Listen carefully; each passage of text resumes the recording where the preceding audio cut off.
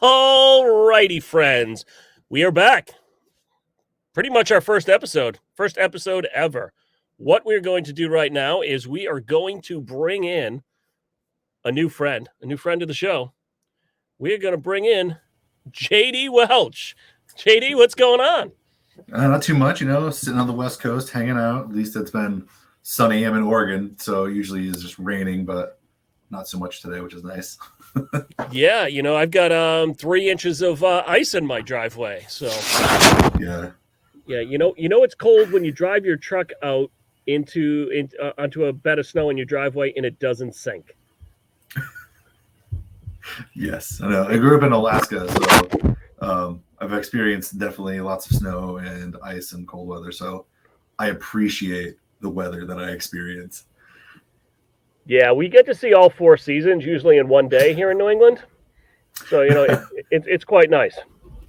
I get it. They say that about Oregon. At least 3 of them. We don't get too much ice and snow, but you can at least see summer, fall, and spring again on the same day.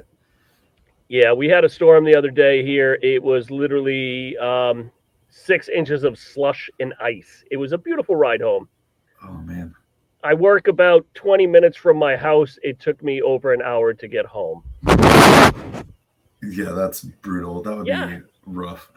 Well, the cool thing is you're driving down the highway, though. It does look like the Millennium Falcon with all the snow going by you. So, brought me back to my childhood.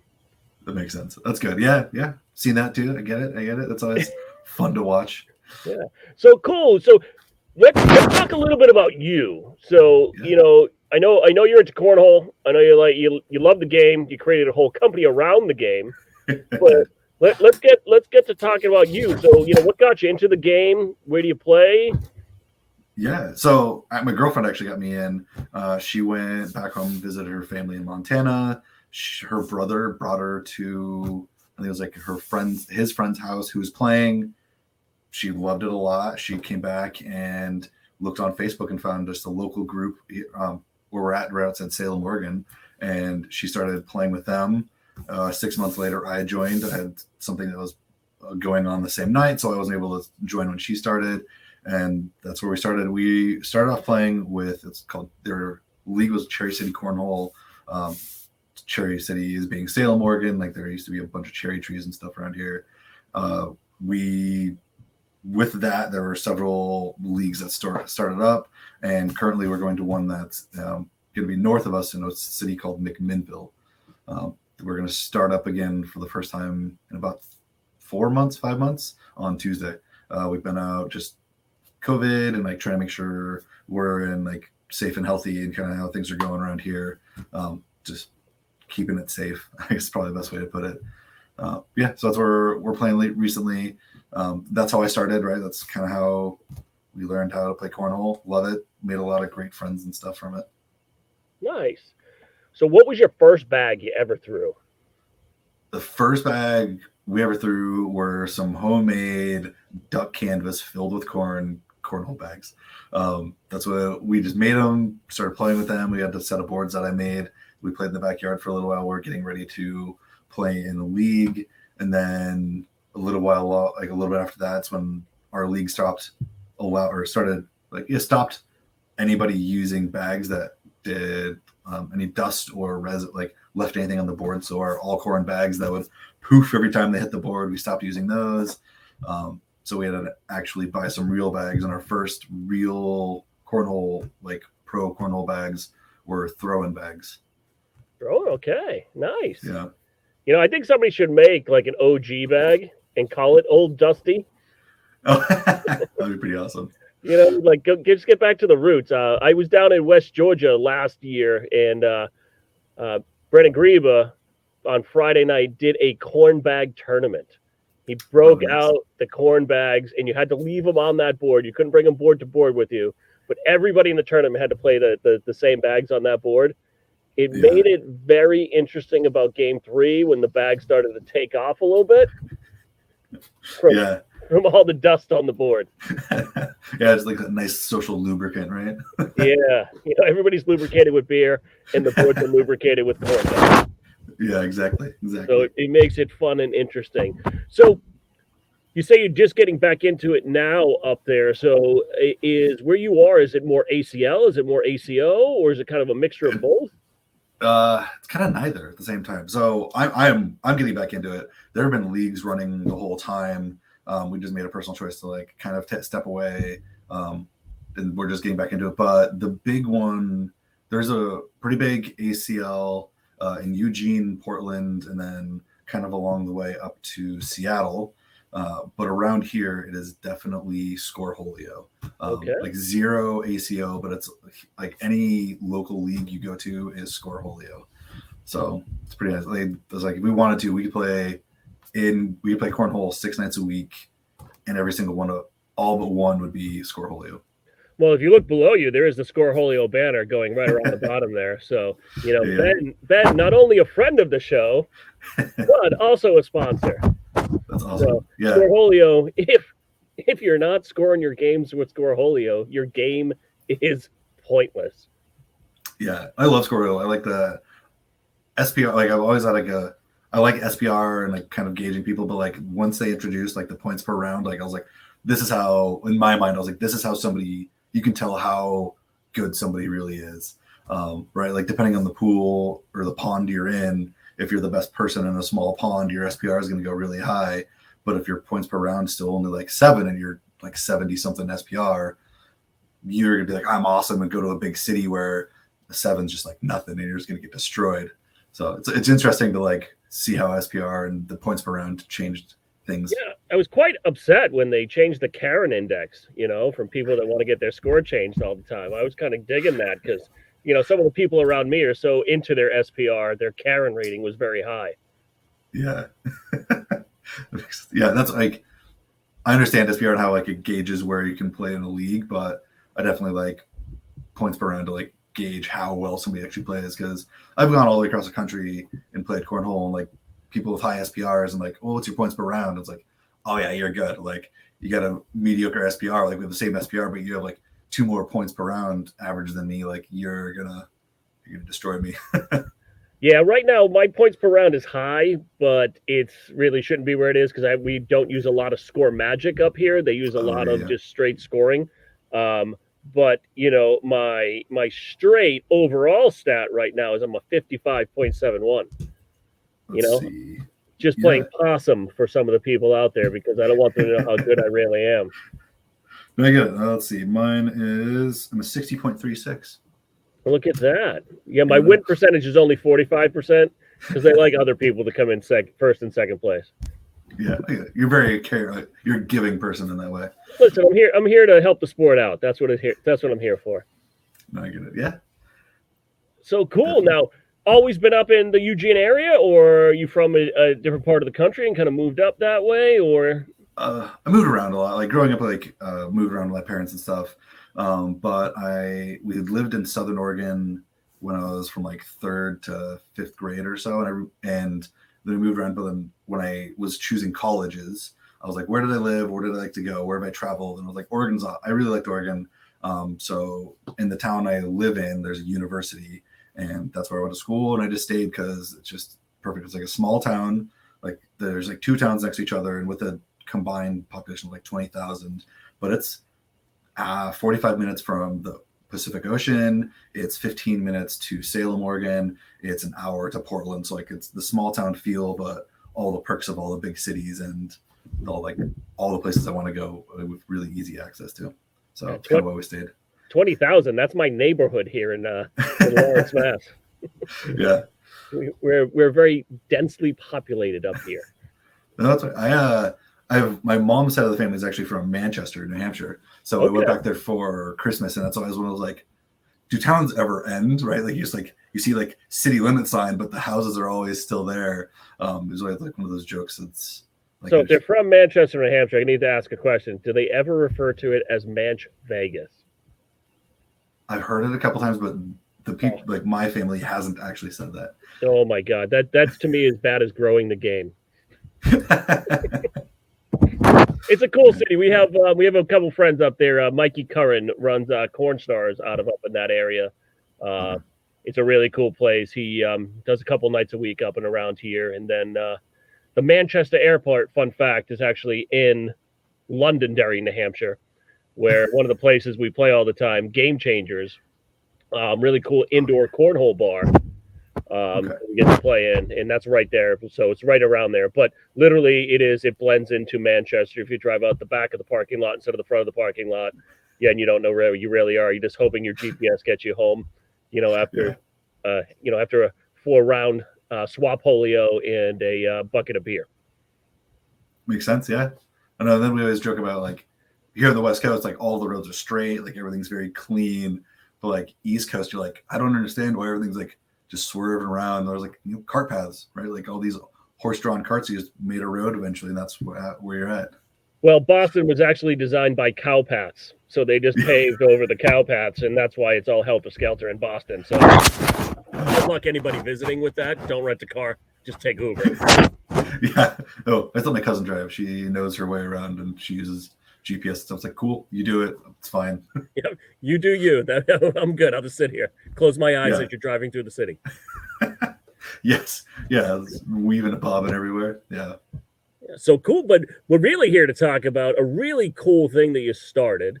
So right above you is your logo 6x6. Talk to us a little bit Yeah. about what that is, how it started, and kind of where you want it to go. Yeah. So 6x6 is a website for players to find new bags. It's kind of how we started it. We were playing in the league and trying to compare bags to one another. And I was like, my scientific brand, I was like, I can't compare these apples to apples. Like, I can't say that bag A and bag B are actually comparable because there's like nothing between the manufacturer's websites that allows me to do that.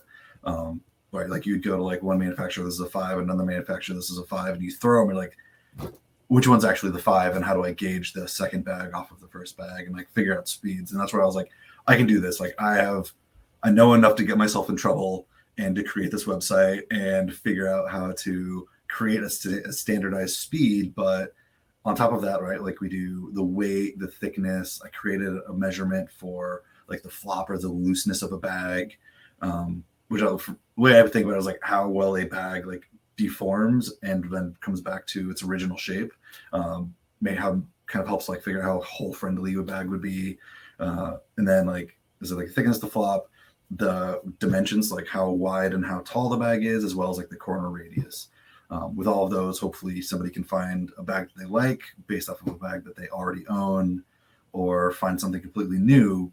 But because you kind of have something you've played with before, you know what you like or you know what you don't like. It's kind of like how we created it, right? Like, here are these bags, base it off of something you know, find something new that you love. Yeah, because I mean, so just looking at the website, we have 7 criteria, right, that we're measuring bags on, right? Now, I am not that in depth with bags. I throw bags by feel and by Yeah. sight. I like, hey, that bag was cool. It's like hot pink and purple. It's an amazing bag, right? I'm going to throw it. Yeah. And I like a medium slick stick. Right now, I'm throwing Titan Nightmares, which are an 8.4, Okay. which I really love. But you start to talk about some of these pieces where you try to come up with a universal standard, right? Mm-hmm. We've got weight, we've got width, we've got thickness, we've got flop. We talk about the roundness of the corners, and then we go into fast side versus slow side. So, I mean, Yeah. there's a lot of data that goes into that. So, what does that process look like, and how long does it take to kind of, measure that bag? And really, is it a bag out of the box, or is it, a bag that's been thrown 20, 30 times, or boiled or baked or poached or whatever it is? Yeah. So the only way I could have found a way to standardize every single bag that I got was to test them brand new. So it's like definitely like that one like asterisk, like all of the bags that we tested are brand new. I haven't been able to find a way to consistently break in bags because bags break in at different rates. So I can't say that throwing one bag 150 times, like, oh, this bag may be broken in, but however many of the bags aren't broken in at that point. And like there's no like one criteria to say like at this point a bag is broken in, so we can then test it at that point. So like just because there are so many variables in breaking in a bag, I was like, I can't do that. I don't want to figure out and spend the time to like, all right, I'm gonna dry this bag for 30 minutes and be like, okay, now how do I know that it's broken in? So I just kind of like stopped at that point and I was like, I'm not gonna break in bags. I only test brand new bags. And at that point, it takes about 2 hours per bag to get them tested, all of the data analyzed, and up on my website. Okay. And what is that website? Oh yeah, so it is 6x6bags.com. So it's like right here, kind of at the end of my finger. So yeah, like 6x6bags.com. We do like you can search every single bag that we've tested. There's like just a bag search. You can filter by manufacturer, so you can look at all the bags by one manufacturer, or there's a drop down menu where you can click specific bags that we've tested, and it'll filter by those bags. You can compare them side by side, looking at like the pictures and some general information of like the faster side, the slower side, weight, thickness, flop, stuff like that.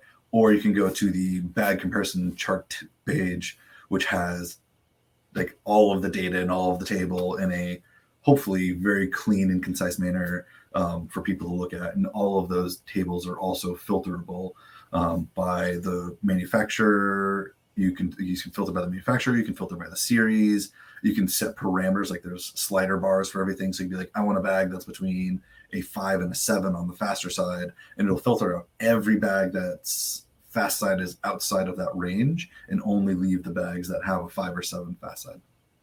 I love that, and I love how you break it down into simpler terms, right? On the website, you kind of you break down the testing method, but you also break down what each value has, right? Like when you talk about faster side, I don't know how many times I've handed somebody one of my bags that actually have the numbers written on the bag, where it says 8 and 4, and they're like, well, which one's the fast side, which one's the slow side, right? And on the website, it tells you higher value is the faster bag, and the lower value is the slower side of the bag. And you'll still halfway through the game, they'll still ask you again, which one again? Which one is it?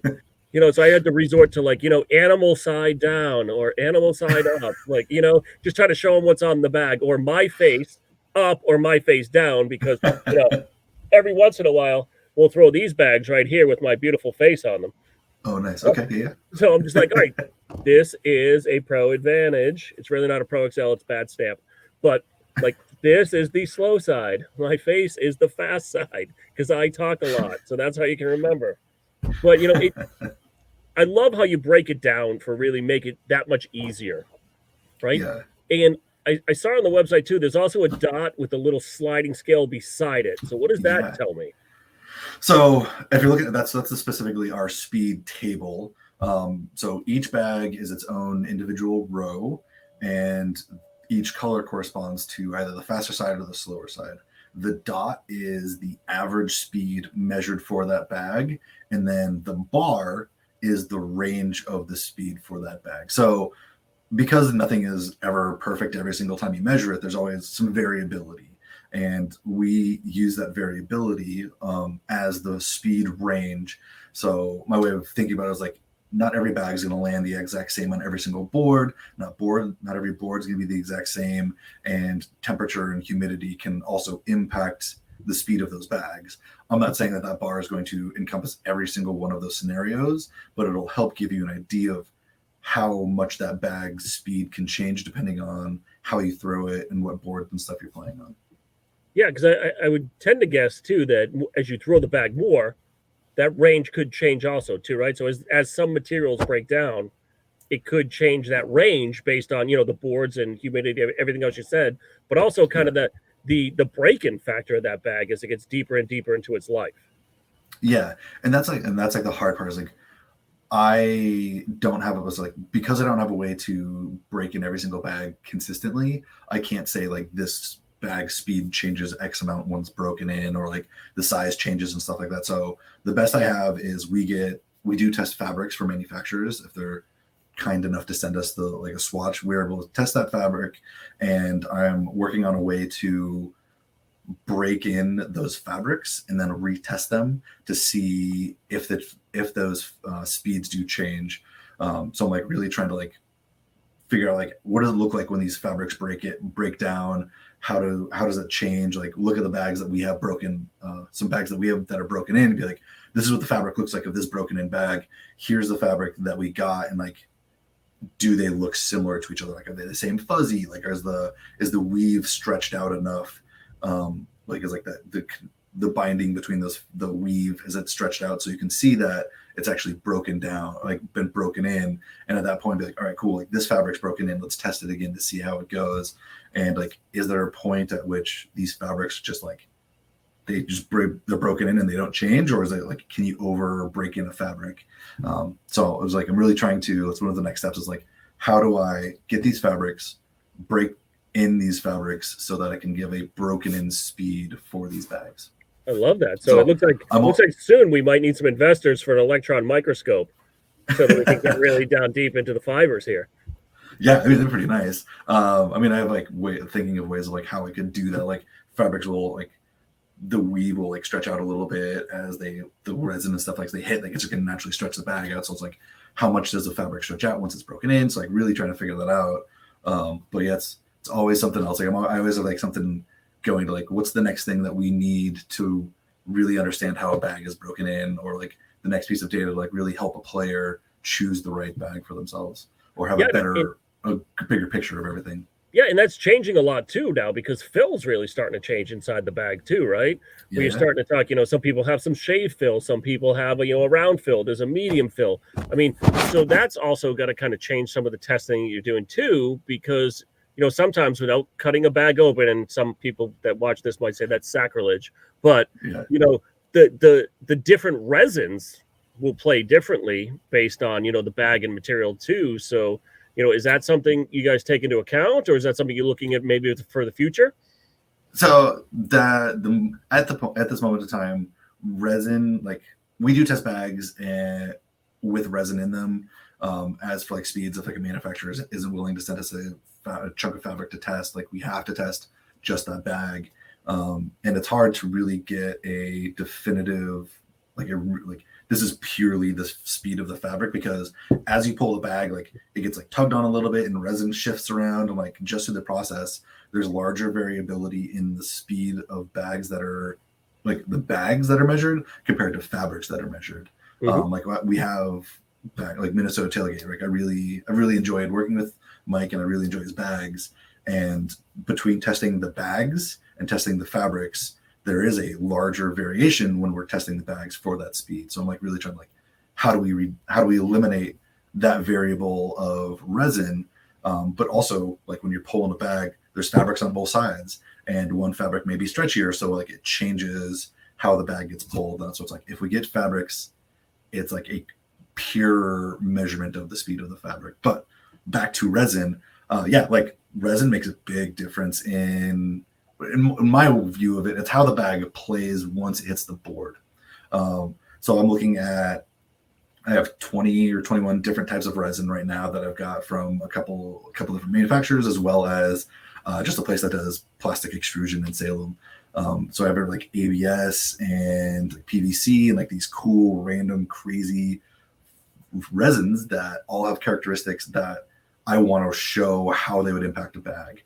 So like the best that I can think of is like, there's two things of a resin that will make an impact. It's the density of it, as well as the rigidity of the resin, right? So like the density means like how much it weighs per volume. So if you have something that's really high density, you need less of it to make 16 ounces compared to something that's like a lower density. So like higher density fill means less fill within the bag, which means you have like a looser or floppier bag as it goes across the board.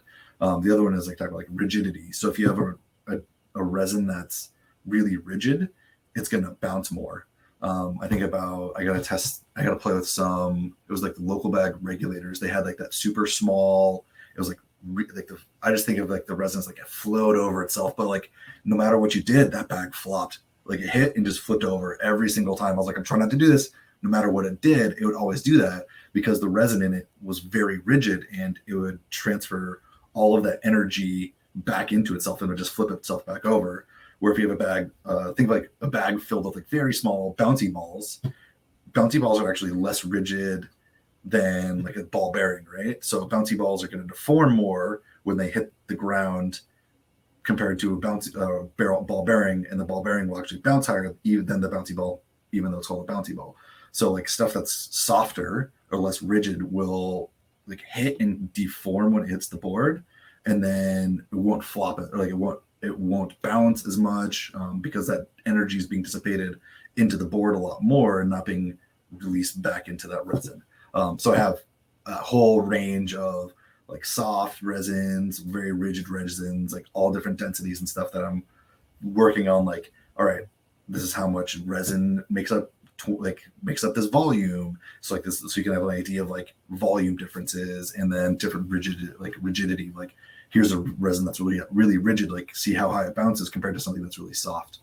So like really trying to standardize a measurement system on that. But it's also another one, like you talked about, like the different shapes of resin. Like there's round resin, which if it's like perfectly round and perfectly smooth, that resin's gonna like roll past itself really easy compared to something that's like they feel like little rocks inside of it, which have like very rigid and like sharp edges. Those are just going to stick on themselves and they're not going to flow, which means a bag's get stuck on a hole. It's not going to fall into the hole as easy as something that had very smooth round resin, where they're just like, oh, cool, we'll just go down this hole right now. I mean, it reminds me a lot of one of my other passions, motorcycle riding. You know, like armor. Armor's made out of a lot of different materials, and you know, it's made to either absorb and to take an impact, right? The same thing with the resin inside a bag, right? That energy has to go somewhere. So if that energy is going to hold the energy, it is going to throw the bag farther off the board and give you a bigger kick, right? But if it's going to dissipate that energy, it is going to be more true and lay flat and go, more true to where you threw it, instead of my bag, which is usually all four on the floor, somewhere off to the side. But it's interesting because I can hear the passion, and I can hear like all the research you've put into this. And what did you do in school to get you to here? Or was this just kind of a passion outside of just kind of wanting to understand how things work? Like in my undergrad and my master's program. So like I have a bachelor's degree in exercise science and then a master's degree in kinesiology. So like I did a lot of research. I understand like how the body works and how the body moves. Like my big thing, it's called motor learning. So I really like looking into how people learn new skills and new tasks, like specifically like teaching somebody how to throw a cornhole bag who's never thrown one before and helping them be as successful as possible in that pursuit. But through that, I did a lot of research. And one thing that I realized is like, I always just go back to doing research. Like I always had like the quote unquote hobby of the month, because I'm just like always intrigued by something and have like this new idea, new passion to like learn something new. And this like 6x6 like is like satisfied that for a long time now, right? Like I'm able to continually do research and continue something new to like advance what I'm doing and help other players have a better idea of like what's going on with their bags, how they're playing, and like just hopefully gain that passion for the sport through knowledge of the equipment they're playing with and how that equipment interacts with the boards and the environment and stuff like that. Yeah, that's a huge thing right now too, right? Because if you look at it, I mean, I say it all the time, 95% of all the players playing this game are still in the backyard, right? Yeah. You need those players to come out to continue to play for these, when people say it's the $1 million season or, the pots are going up. Yes, the overall prize pool is going up, right? And sponsorships are going up. But to really make this game a bigger thing, I mean, we got to bring more and more players in at the bottom to kind of, not take away from the pros, but to get them to keep playing. Yeah. So, what do you see in your area with that? Do you have problem with people maybe getting to a blind jar and being maybe a little angry and like not inviting people in? Or do you feel it's more of a family and you got a really good community there? I feel that we have actually a really open, welcoming community. Like the 7 or 8 leagues in the area. I said, like, I could go play 6 nights a week and play with people that I've known for 3 years at this point, and also meet new people and not feel like I'm left out, even though these people play with each other, like play every single week with each other, know a lot more about each other's lives, and have that better, like more personal relationship. But like around here, it is definitely like a family, and you don't feel excluded, and people are really trying to like, hey, like this player is really good, like you're gonna have a good time, or like giving people pointers on like, this is your opponent, this is how they usually play, like this is what you need to do to like kind of offset their strengths so that you can be more successful. And some people kind of get like, so like, oh, don't tell them how to beat me. But it's like, but we want everyone to have fun. And when everyone wins, everyone has fun. Even if it's like wherever you're 4 and out and that's it, like you're still having fun because you made those personal relationships with people more than just trying to win and losing out. So yeah, I usually win at the biggest bar tab. Nice. That's usually my goal every week. It's better than my SPR. Yeah. But now awesome. when you show up, do you get a lot of people asking you about, what bag should I throw? What, asking you about kind of, what you're doing with 6x6 and how it can help them? Yeah. Like I'll walk in and be like, hey, like what bag do you think I should recommend playing with? And I'm like, I need to know your throw style, what you currently play with, what do you like about that bag, what you don't like about that bag. And from that, I'm like, here, let's pull up my website and figure out something that matches those or like is like close to those parameters. But like this one thing changed. Like you want a bag that's floppier but the same speeds. All right, let's figure out what that bag is. But a lot of people are like, well, what's the speed of this bag? I'm like, I have 140 bags on my site. I'm not going to memorize them all. That's like the main question of like, well, you owe us $1 every time you don't know. I'm like, I'm not going to do that. And that's like, I've found like a lot of people, like when they ask me like, what bag should I play with? It's not just a simple like speed question, right? Like I look at it as like from my education of like, what's your play style? Do you step? Do you not step? Do you have a high throw? Do you have like a super low fast throw? Like really take into each piece of that person's play style into determining what bag would work best for them. Yeah, it kind of brings me back to another game I'm really horrible at, golf. Where, when I first started playing, I took some lessons, and the second I took the club out of my bag, guy breaks out like an iPad and like literally sets it up as I'm like ready to throw. And literally he's like, hit a couple balls. And then literally he starts showing me like this stick figure of, my swing and, kind of gets back to that kinesiology, right? Of where I'm moving my hips and where my arms are. Do you see, 6x6 getting into that with your background, or is that something you think just kind of might just be who you are and stay in your bag of tools?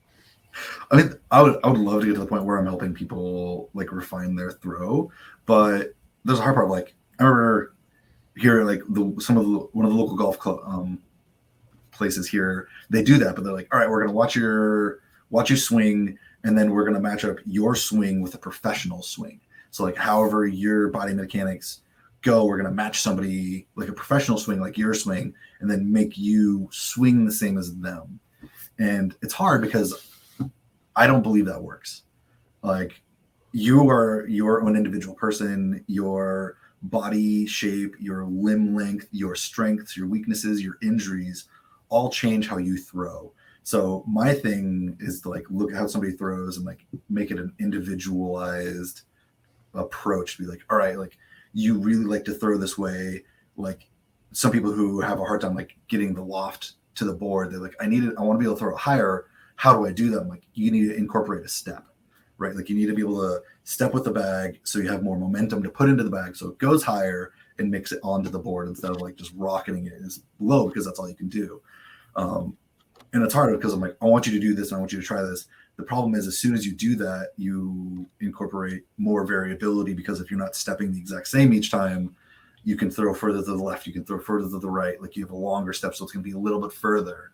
And like just having an understanding of like, this is what you need to do.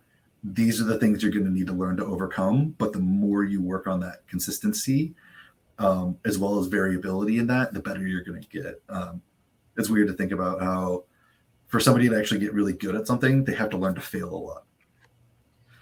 Right? Like I've learned a lot that way. It's like intentionally trying to throw a bag to the top right corners and just sticking it on the top right corner will be very helpful in getting it to the hole because you understand what it feels like to when something goes too far right or too far left. You'd be like, oh man, I know that didn't feel right.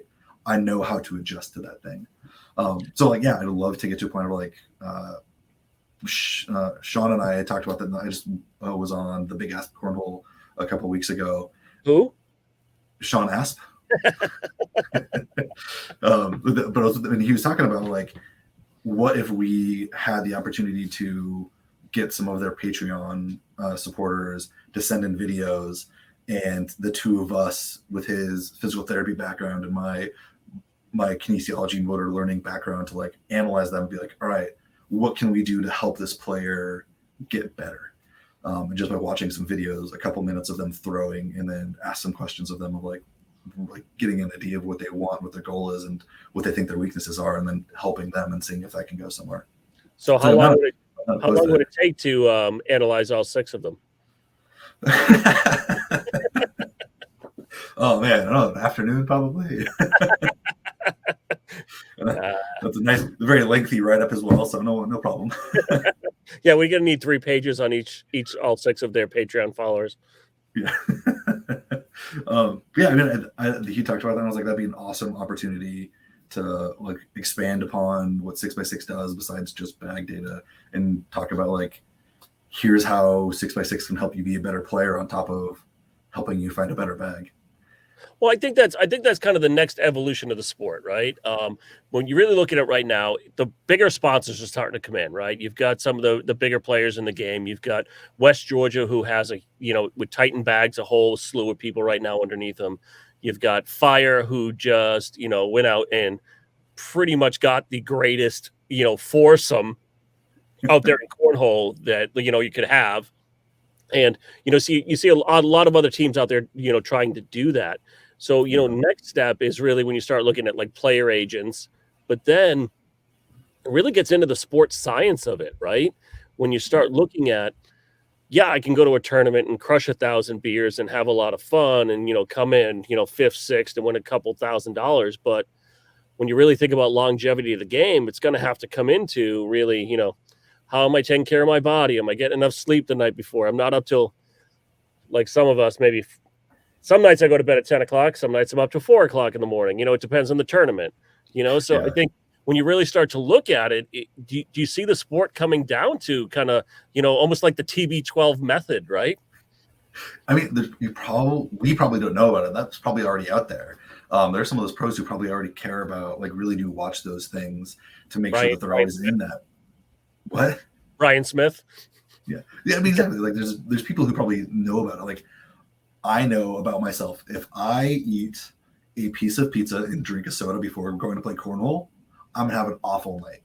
But if I eat a burrito and just drink some water before going to play cornhole, I do fantastic, just because of how my body interacts with the nutrients that I just ate, right? If I have a super carb heavy thing, like my insulin, like my glucose is just going to skyrocket, and I'm going to crash while playing, and I can't focus, and I'm just like not as consistent as I want to be. But if I have like a nice, well-rounded meal before playing, I do fantastic.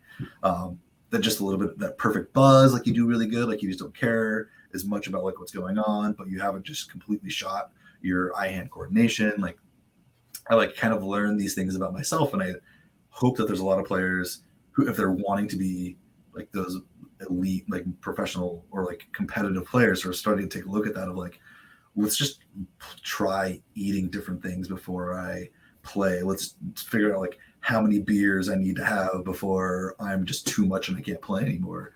And that'll really, like, just those simple things will make a big difference. Like, how much stress did I have, right? You have an Apple Watch, it'll tell you how many steps you got, how much stress you had during the day, what your average heart rate was. Like, it'll give you all these things, and you can kind of track, like, you need to track that data to then figure out how that has impacted you as a player. And that's the hard part, right? You have to play it, you have to do that 100 times and then have an idea, enough data points of like, I had high stress this day, this food this day, like all of these things that kind of like narrow down, like these are the things that I see that allowed me to have that highest points per round comparative to other days.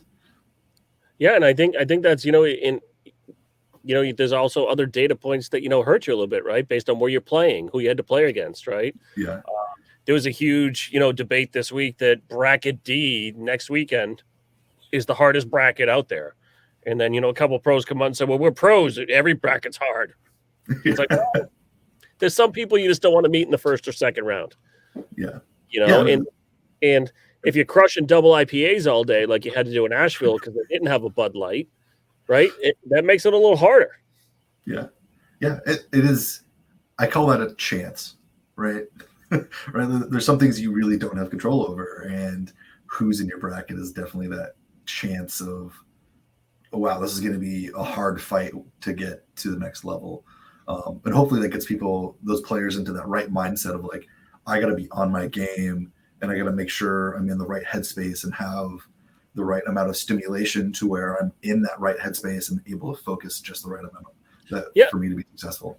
Yeah, but to your point earlier, I mean, I now travel to tournaments with a Theragun, right? I have one I bring one with me because, I had a motorcycle accident a couple of years ago and I cracked my hip. And, just standing there every once in a while based on how I'm throwing, it's my right hip. I'm a right-handed thrower. I put a lot more torque sometimes trying to throw, a lower cut shot or something else like that. It usually doesn't hit where it's going, but I'm still trying to throw the shot. Halfway through the tournament, you start hurting.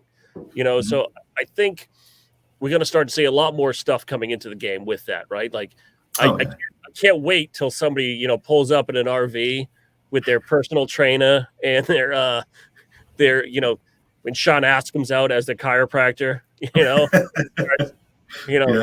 before the match, he's like stretching them out, in front of the board. Yeah. And then he's doing like, instead of toe touches, he has them like reaching into the hole to grab a bag, to warm up, who knows? Yeah. No, I just think about personal training. Like I had kind of referenced being able to like incorporating a step into your throw because you don't have enough force, right? It's like, there's going to be a point where people will realize that they need to be able to produce more force to get it to where they want. So it's like, all right, you're going to see people start hitting the gym a lot harder, doing a lot more upper body stuff, just so they can throw the bags harder or have that longevity and endurance because they have a larger like gas tank to pull from in comparison. But then you have the opposite of that. You have the Matt Guy effect, who went back to the step to throw a softer throw. Yeah. Right. He went a little more loft with the step and, during, 103 out of 108 with only 4 on the board and 1 off, I don't know. Does the step work? Does it not work? You can go either way. Yeah. And that's still the hard part. It's like everyone's still an individual, right? Like what works for you may not work for me. And it all comes down to like how you use the tools that you have. You totally get it though. Yeah. Like this, for most people, a step's going to help you step will help you get the bag to the board easier. But if you don't understand how to use that step appropriately, you will be throwing them off the back of the board, or they are going to be a lower, hotter bag and just going to slide. So there's like, you really have to figure out how that works. And Matt's been playing long enough. He's like, I need that step so I don't fatigue my arm, but I know that I can just kind of release at this perfect spot, and it's always in that same place every single time. Yeah, I mean, it's crazy when you really look at it. If you watch, a lot of the live feeds, how many different throws there are and how many different styles there are. Mm-hmm. Half the time I'm worried about some of these guys that throw the snapshot with their wrist like way back here and like release it out. I'm afraid someday somebody's going to they had Tommy John in baseball surgery. What are we going to call it in cornhole? Is going to be the first player that like throws an elbow out in the middle of a tournament. I mean, Sean talked about that being the PT. He's like, because there's so many people who are just flicking the bag, like using their wrist to flick it a lot. There's going to be a lot of tennis elbow. People are going to have a lot of tennis like elbow and wrist issues because they're just flicking it so hard to try and get so much rotation. And it's one of those things you have to like think about, like, do you need that much rotation? Like, why, like in your mind, why is that rotation important? Could you reduce that rotation and still get the same effect in your throw? Like if you did less and you still get a nice consistent flat bag and you're not having to flick your wrist so hard, like snap your wrist, you're not going to have that issue in your wrist or in your elbow because you're not putting so much extra force within that elbow. Yeah, torque, you're putting so much torque in there. What's going to happen? So at this moment in time, I think you said we got about 140 bags on the website. I think it's 139 that are like live. I do have like a back pool of bags that I don't want to like release everything. And as a content creator, you need to have content. For us, it is releasing bag data. So I do have a backlog of bags that I'm getting, like I've been releasing and I have ready to release, and I always have more bags that I'm like testing and like trying to get that data available. But yeah, we have 140 at the 140, 139 at the moment. We're going to get 5 more this coming week from Burley Bags. Burley Bags. I love that company. Yeah, yeah, I do too. Like, I think they're awesome bags. I was like, I got the bags. I'm looking at these, like, these all have these like awesome pop culture or just society references, right? Like, there's the Rug Life, which is a callback to the Big Lebowski. The Gonzo, I got the Hunter S. Tossin bag, so it's a callback to Fear and Loathing in Las Vegas. There's the Marl Throw, which is Marlboro like knockoff, the Throdello, and then the Throjan Magnum. I was like, these are all just like clever plays on pop culture and like cult classic stuff, and I just love it. I'm just like eating it up. Yeah, so I was on the Big Ass Podcast drinking show the other night on their with their Patreon followers, and Hunter was on there, and I ordered some of the Hunter S. Tossins, and those things are amazing. That baby blue with that the Fear and Loathing thing in front of it, and then he sent me a mystery bag that I did a live on, and it was the Gonzos and the hot pink Gonzos. Those things, amazing bags. Now the Hunter S. Tossins, I love that bag because I love that burlappy kind of material on the back of it. Yeah, we got the Gonzos specifically. So the ones with him as a lizard when he's tripping out. Yeah. Yeah, I love those bags. It's my favorite color too. It's hot pink, so it's loud, it's flashy, so that makes it my favorite. Yeah, I'm excited. They're just super awesome bags. I love that they're also like great designs, but the exact same bags as many things that you've seen out there on the league. You talked about like there's like the cat bag knockoffs. There's Reynolds knockoffs, killer like the Kill Shots knockoffs. Like, there's all these bags. I'm like, I've seen these before in some of the manufacturer, except for you'll get them next week. Well, and I think that's it too. As we go further and further down this road, right? There's only so many materials out there. Yeah. So I think we're going to see a lot of people, playing with the materials. We've already started to see some manufacturers kind of flipping some of the materials inside out, right? Yeah. Like they're taking, maybe a carpet side of one bag, flipping it inside out, and it becomes maybe a medium stick bag for their bag. I mean, It's getting crazy. I mean, the one thing I also see a lot online is when, people are kind of mixing and matching materials. When you have this, dye sublimation on the bag, you're really only doing the top half of the bag. The bottom half of the bag, when you see them being sewn, is still, pretty much a pure white or whatever color the mainstay of the bag is. And everybody's like, oh, my bag has a pull in it. No, it's cloth. When you threw it, it's spun. So now the color is on the inside. Your bag's not broken. It's still going to play okay. But the color moved inside. So, and I know there's sites out there that try to fix the bags, but it's like, I'd rather have a bag that looks a little like maybe bad word, but messed up because some of the stuff is shifted. But that shows that I play the bag. I'm not buying them to resell them. I'm buying to play bags. Where you say it's got character. Yes, character. There you go. That's much better. It's individual to you. It's 100% your bag. Yeah. You're way more eloquent than I am. I'm just a blue collar kid from the city.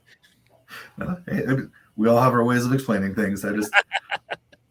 Yeah, it's fun. I mean, I think that's part of the big process of like going through this, right? Like, I first started and I like did a deep dive and trying to explain what I was doing to some of the guys in the league, and they're like, I understood like 2 of the words you just said. Like, okay, how do I make this easy to regurgitate or easy for somebody to consume and understand exactly what I'm doing and why this is important for the sport? Yeah, because when you start to get into, you start talking about like drag coefficient and some other stuff, some people are going to be like their eyes are going to glaze over and they're going to make a phone call, right? Think like, oh, wait, somebody's calling me. I got to go, right? But when you start talking about, flop and, push and that's terms that people are going to be able to understand. Yeah. And they're already part of the vernacular of the game.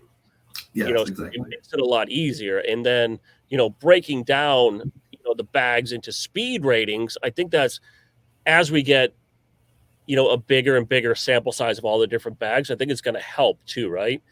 Because I I think that's know, the goal. Yeah.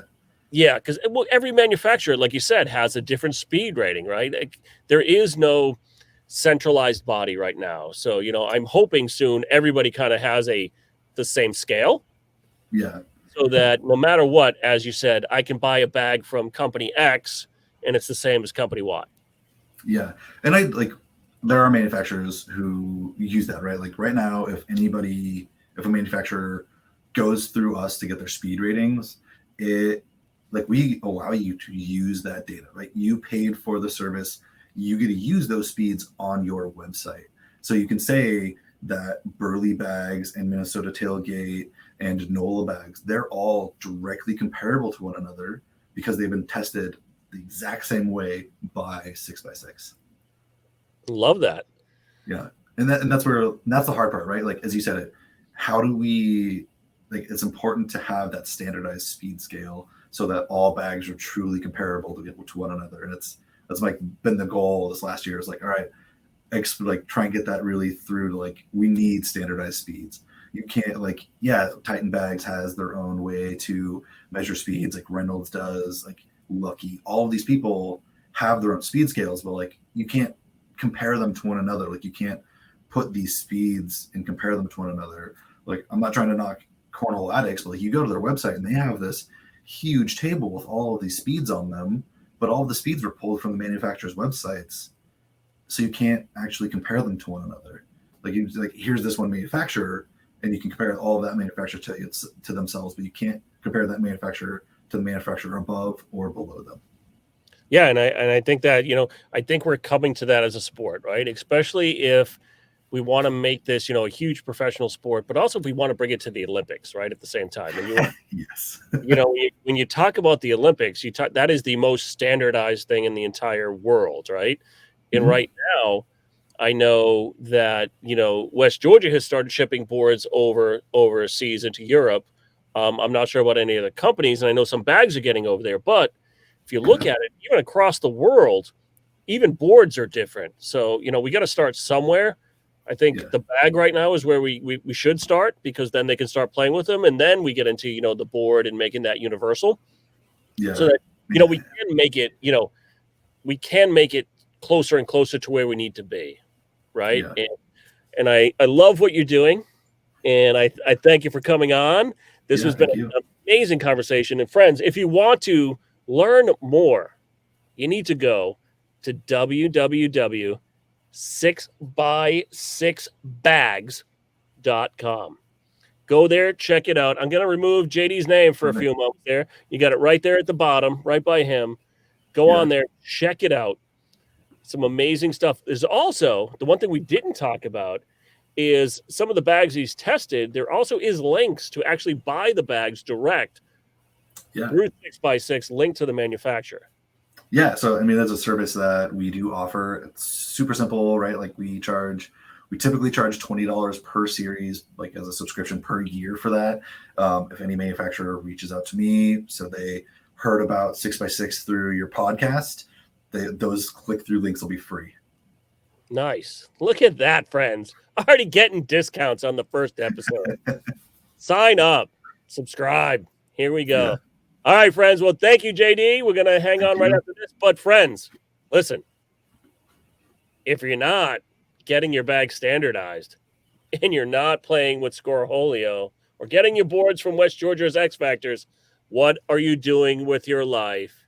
Because no matter what you do, any tournament you go to, second place will be up for grabs.